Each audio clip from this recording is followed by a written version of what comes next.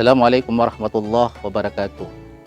Alhamdulillah, alhamdulillahilladzi arsala rasulahu bil huda wa dinil haqq liyudhhirahu 'ala ad-dini kullih wa kafa billahi shahida.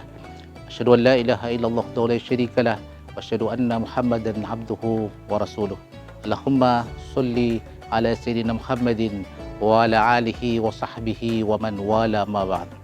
Pemirsa dakwah Sulsel yang dimuliakan oleh Allah Subhanahu wa taala. Salah satu keyakinan yang mesti dimiliki oleh seorang mukmin dalam kehidupannya lah disebut dengan thiqo bi wa'dillah, yakin percaya akan janji-janji Allah Subhanahu wa taala. Pemirsa dakwah Sulsel yang dimuliakan oleh Allah Subhanahu wa taala. Begitu banyak dalam Al-Qur'an janji Allah kepada orang-orang yang beriman dan beramal soleh. Salah satunya lah janji Allah Subhanahu wa taala akan kemenangan Islam. Allah berfirman dalam Al-Qur'an dalam surah An-Nur ayat 55. Allah berfirman, "Wa'adallahu alladhina amanu minkum wa 'amilus solihat la yastakhlifannahum fil ard kama istakhlafal ladzina min qablihim." Yang artinya Allah telah berjanji kepada orang-orang yang beriman di antara kamu dan orang-orang yang beramal soleh bahwa sungguh-sungguh Dia akan menjadikan mereka berkuasa sebagaimana Allah telah menjadikan orang-orang sebelum mereka berkuasa. Maknanya bahwa Allah Subhanahu wa taala menjanjikan kepada orang-orang yang beriman akan datangnya kemenangan Islam. Hari ini kita melihat dan merasakan betapa umat Islam menjadi umat yang tidak ideal sebagaimana umat yang digambarkan dalam Al-Quran sebagai khairu ummah, umat terbaik.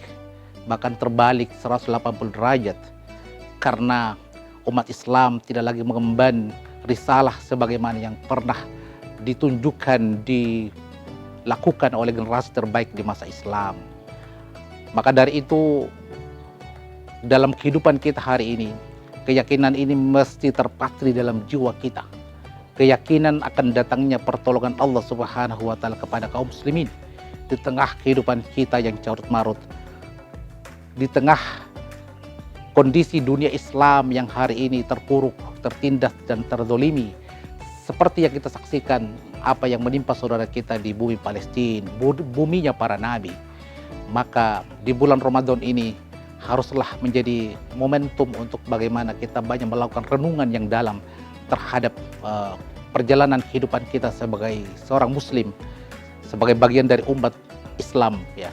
Bagaimana kita berupaya untuk kemudian menyongsong datangnya nasrullah dari Allah Subhanahu wa taala. Allah berfirman dalam Al-Qur'an, "Ya ayyuhalladzina amanu in tansurullah yansurukum wa yutsabbit aqdamakum." Artinya, hai orang-orang yang beriman, jika sekiranya kalian menolong agama Allah, niscaya Allah akan menolong kalian dan akan meneguhkan kedudukan kalian. Inilah janji dari Allah Subhanahu wa taala akan datangnya pertolongannya, nasrullah, ketika umat Islam menolong agama Allah Subhanahu wa taala.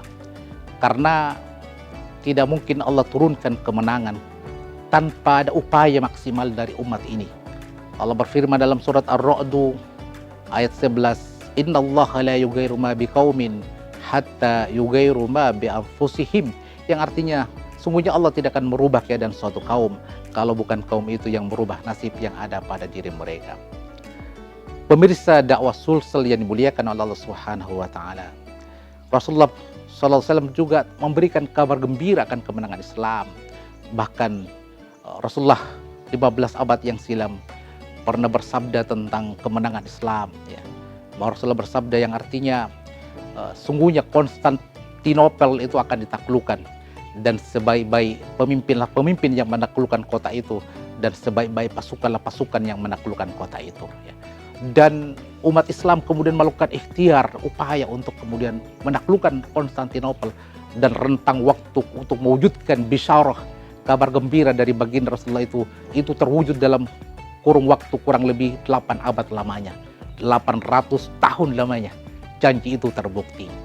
Maka seorang muslim tentu dia tidak akan terburu-buru dengan pertolongan Allah. Dia yakin, hakul yakin bahwa pertolongan itu akan tiba pada waktu yang tepat. Yang mesti kita lakukanlah bagaimana ikhtiar terus kita lakukan dengan dakwah mengikuti, meneladani dakwah yang telah dicontohkan oleh baginda Rasulullah Muhammad sallallahu alaihi wasallam. Dan dalam perjuangan ini membutuhkan kesabaran. Kesabaran inilah menjadi energi yang membuat kita punya daya tahan dalam perjuangan. Kesabaran yang mesti kita bangun dalam diri kita. Kesabaran untuk kemudian bagaimana istiqomah dalam perjuangan yang mulia ini. Kemenangan itu Allah banyak turunkan di bulan Ramadan ini. Kita berharap Ramadan ini bulan yang terakhir.